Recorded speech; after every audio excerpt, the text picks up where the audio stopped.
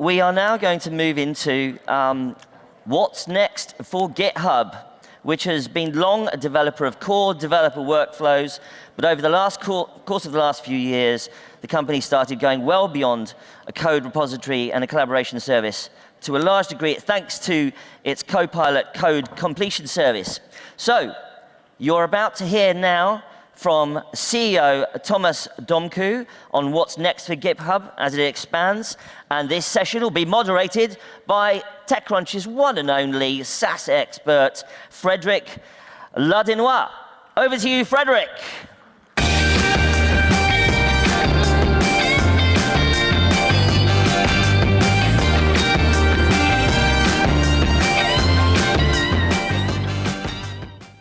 All right.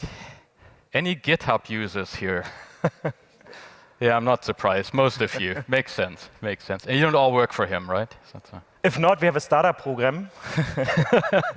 I'm surprised there's actually people who don't use GitHub yet. Now, this session is about what's next for GitHub, but I want to take it back just a few years. Yeah. Because you ended up at Microsoft when you sold Hockey App. Now, if you don't remember, Hockey App was kind of like test flight, Crashlytics of its time. 2014. And you decided to stay at Microsoft all this time. Why? You say that in such a cynical way.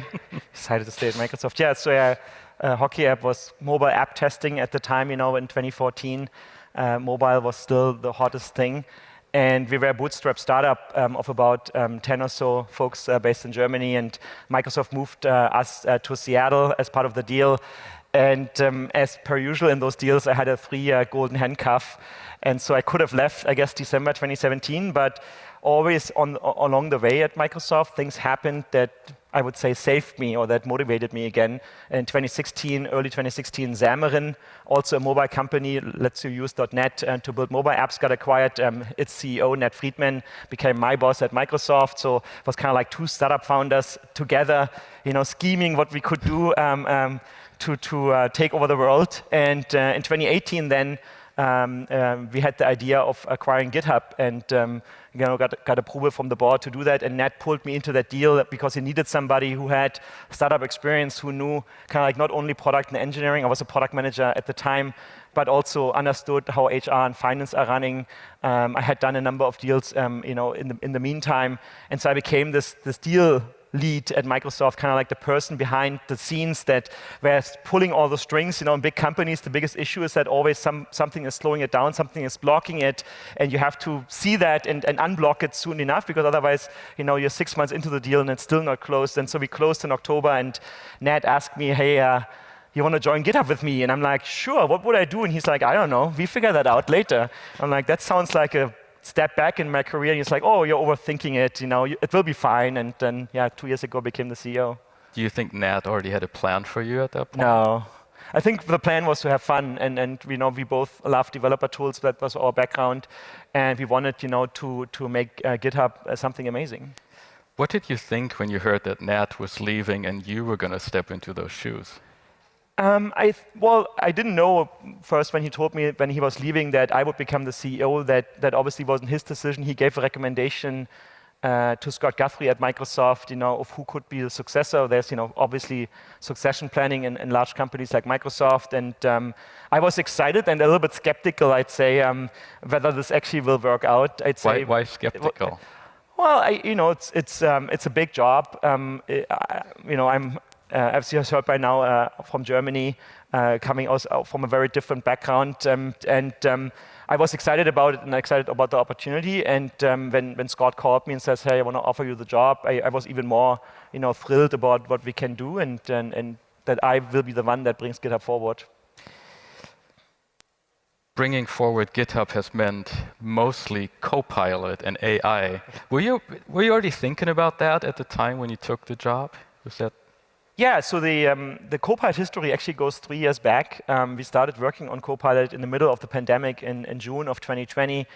We had seen early versions of GPT-3. A team at GitHub jumped on a Zoom call together with me and Ned and a couple of other folks, and I was literally dictating prompts to Uwe de Moor, who at the time led the GitHub Next team, to synthesize Python methods. And we were blown away that GPT-3 in June 2020, 3 years ago, long before the current AI hype, was actually able to synthesize proper Python methods. And we went and asked our staff and principal engineers to give us some coding exercises, what you would use in an interview loop, in a declaration, in a description, and then the body is stripped out, and the model was able to solve out of these 230 programming exercises, 92% of them. And so we were convicted in June 2020 that we could build a product that makes developers more productive, more happy. So when I became the CEO in late 21, the goal really was, okay, we had the prototype, we had the preview, now we need to bring this into a production product. Well, so that first demo already more or less convinced you that this is going to work.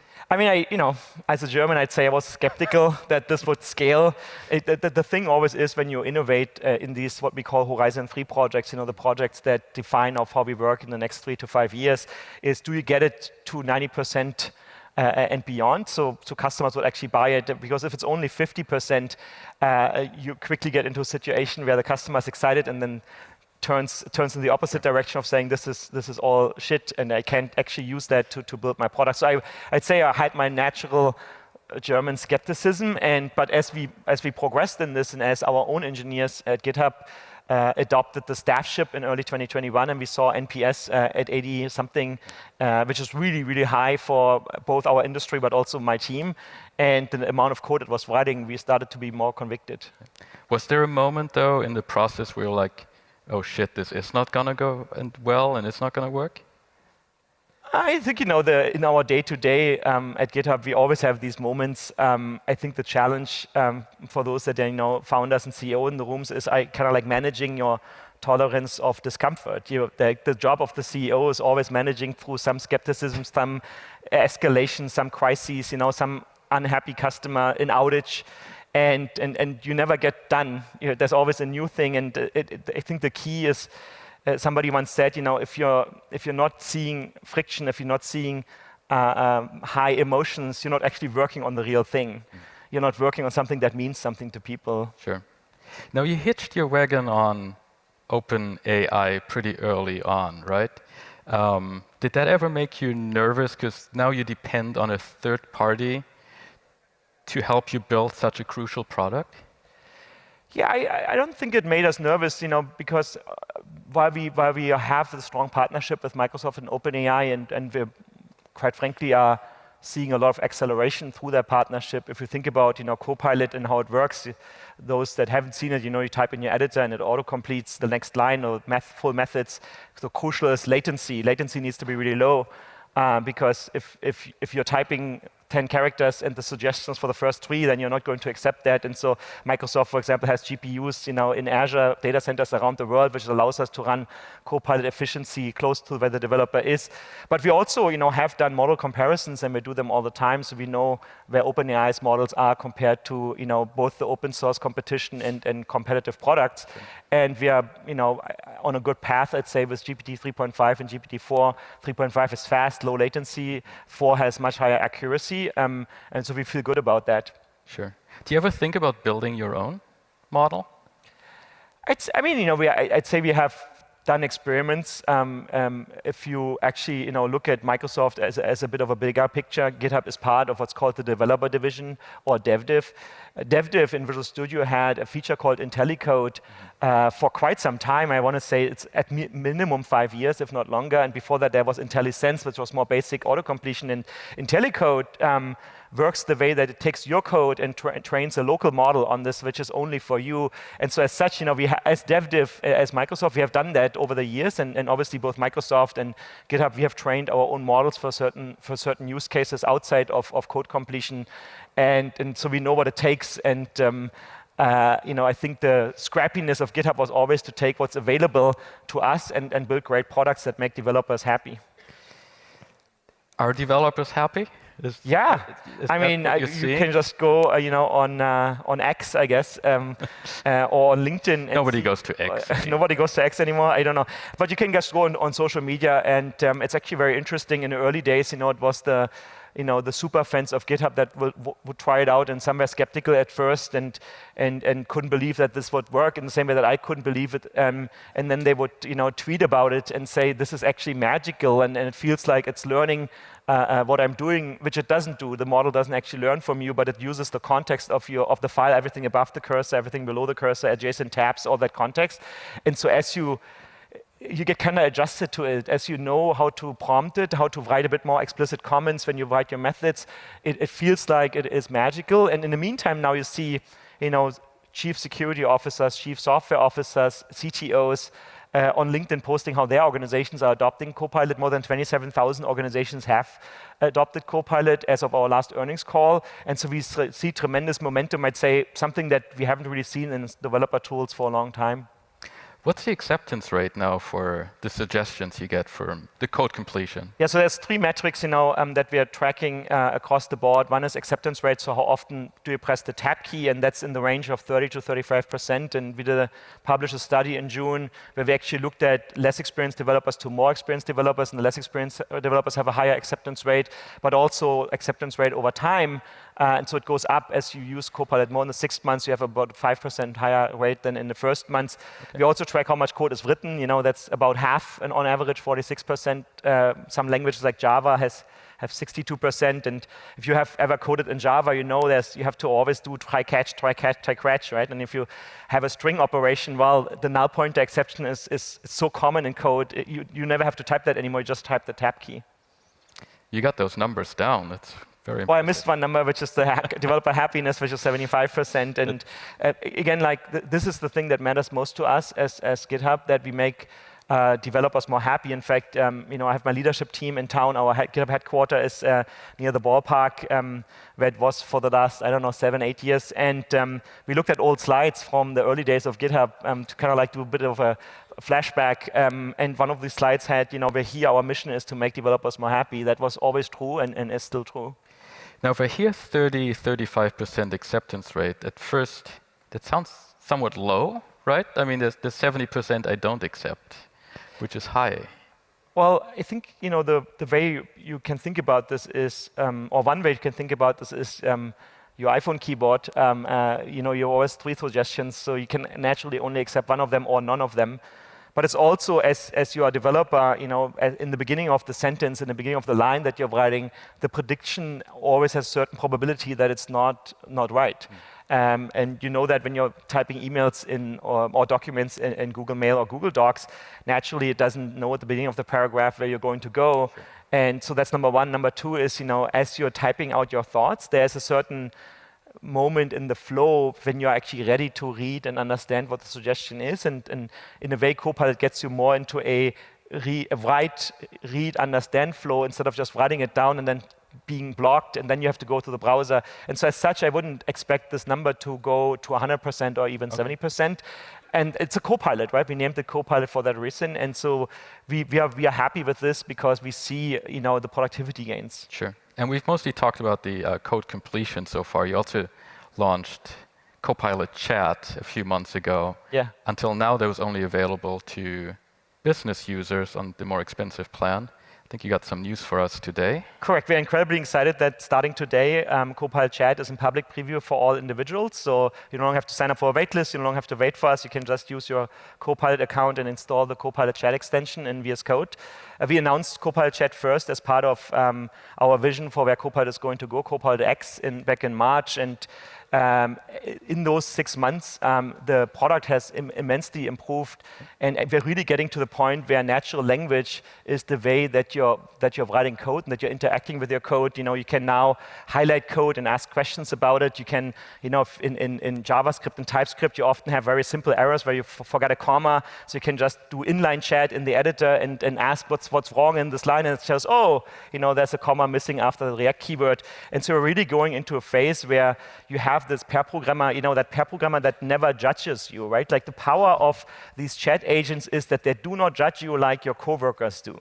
And it doesn't matter whether they actually judge you, but it's in your head, right? Like if you all know what it's like, you join a new team, you want to contribute to an open source project, your biggest fear, unless you're Linus Torvalds, is that the other people tell you that your code is bad and that they will never merge this. Or you're asking all the what you think are stupid questions, and so your team, at TechCrunch will say, Frederick doesn't know what he's doing, why did we hire him, right? And so they wouldn't be wrong. It's this power of Copilot chat that, we are now bringing to everybody on GitHub. And in fact, now today you have it in VS Code and in Visual Studio, and in the near future, you will see a Copilot in every part of the developer lifecycle. You will have chat, on GitHub.com, and when you read issues and pull requests, you will have, chat in our mobile app. There will be chat everywhere, and you will use natural language will be the key ingredient of how you engage with your software. Yeah, you said the last time we talked that AI and coding are now inextricably linked, I think, for the foreseeable future.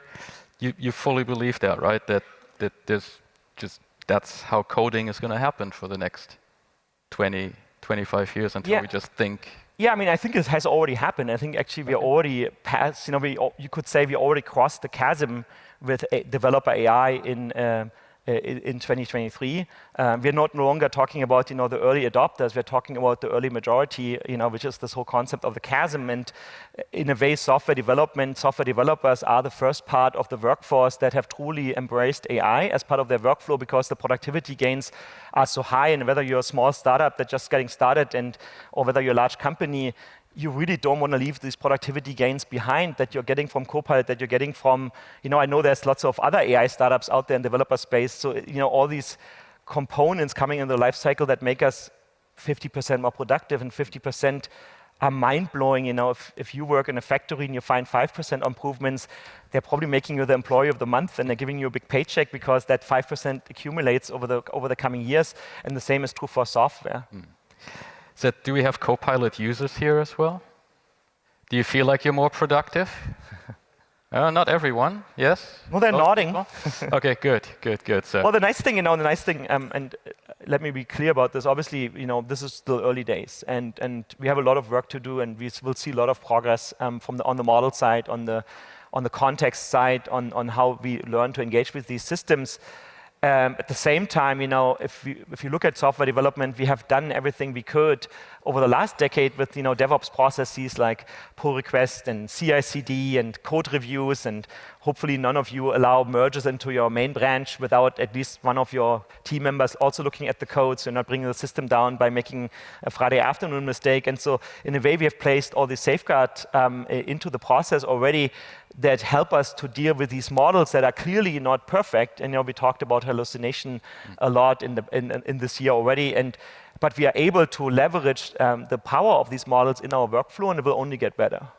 And right now the model is code completion, chat. Do you see other modes of interacting with these models for developers as well? Yeah, I mean, it's code completion, it's chat on the side as a side passing. It's highlighting text and asking questions, which is like a right-click, context menu thing. It's actually pretty cool that you get an error message in the console and VS Code. You can just highlight that text and say, explain that error message to me. It's test generation, and again, in chat, you can just ask questions about generate me a test class, but you can also bring that into your CI/CD workflow. If you think about CI/CD versus completion and chat, you have much longer runtime. You run minutes, if not hours, and so you have a lot of time to just measure what's test coverage like. And if I generate another test, do I get test coverage up, and is it still green? And if it's green and it's a useless test, well, then you have extended your test time. If it's red and it's a meaningful test, then you actually found a bug. And so you will see all these other modes in the developer lifecycle where some things run in the background, some things run in interactive mode. But the key thing is that they are all supplementing the work of the developer. They're not replacing the work of the developer, because let's face it, every day when you're not sitting here, you're writing more code. We're sitting on an ever-growing pile of code, and some of that is shitty code because all developers hate the code that they wrote last year because you have learned so much in that year, and so you know so much more now than you knew last year. And the tendency you will always have is let's rewrite this whole thing, and then it's 3 years later, and we haven't added actually in customer value. We just rewrote the thing, and so we need these tools to manage all the security finding, all the dependency updates, all the vulnerabilities, Log4j on a Friday afternoon to be productive and actually be creative. Well, we've shifted so far left that now the developer has to do so much more. Yeah. You're an optimist. I mean, you're skeptical, but you seem to be an optimist when it comes to this technology. What could go wrong? What worries you?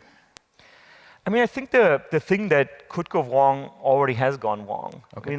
If you look at Log4j or, there are a number of security incidents over the last few years, and in fact, there's a number of them every single day that we don't know about that affect us as developers and that hit us off guard, and we have to fix this in a rush, or sometimes we have to spend a month of fixing this instead of doing what we actually wanted to do.